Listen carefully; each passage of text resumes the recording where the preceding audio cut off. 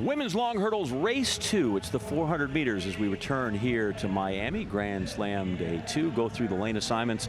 After being in lane 1 for the first race, Anna Hall gets a really big head start this time around out there in lane 8. Yeah, I like her in lane 8. She can open up those big strides and really see what she can do. This is Andronette Knight of Jamaica. She was second to Sid in the 400 hurdles, has run on 4x14s for Jamaica, so she is familiar with running good 400s.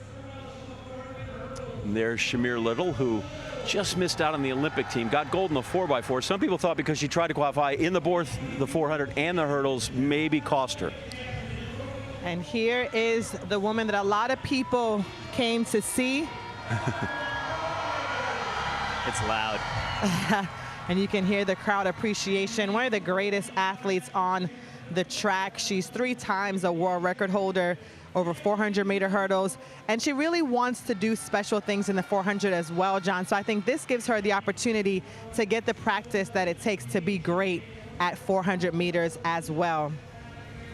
As we said, she's the second fastest American ever in the flat 400 behind Sonia Richards-Ross.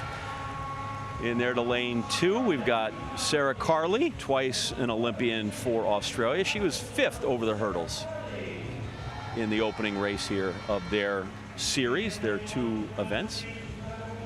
And rounding out the field, Cassandra Tate, now 34 years old, has been a staple of part of the 400 hurdles for a really long time. Tough lane draw for her, but she has a lot of experience. That's a tight curve for everybody when they got to go around. Once around, no hurdles. I figure what? Give us 50 seconds. It'll be the best 50 seconds of your day. A bit of a long hold there, but they're away safely. Sydney McLaughlin-Levrone moving up on Shamir Little, already out on the outside. We're watching for this battle for second place perhaps, and Anna Hall has started quickly down the back straight. Shamir Little now really moving up on Andronette Knight as well. So Little's really getting into this. Sydney's got somebody to work off here, chasing Shamir Little, perhaps holding her through that first 200 meters. Maybe a little bit breezy down the back straight, and now the stagger starts to unwind. Anna Hall on the outside in 8. Right there with Sydney McLaughlin-Levrone, but when they come into the home straight, that's going to turn into a 3, 4, 5 meter lead. And away she goes now.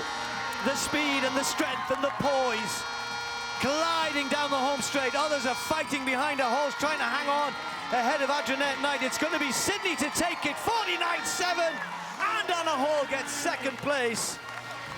The gap here was small, whereas in the 400 meter hurdles, Andronette Knight had 3.5 tenths, which is more like sort of 3 meters or so.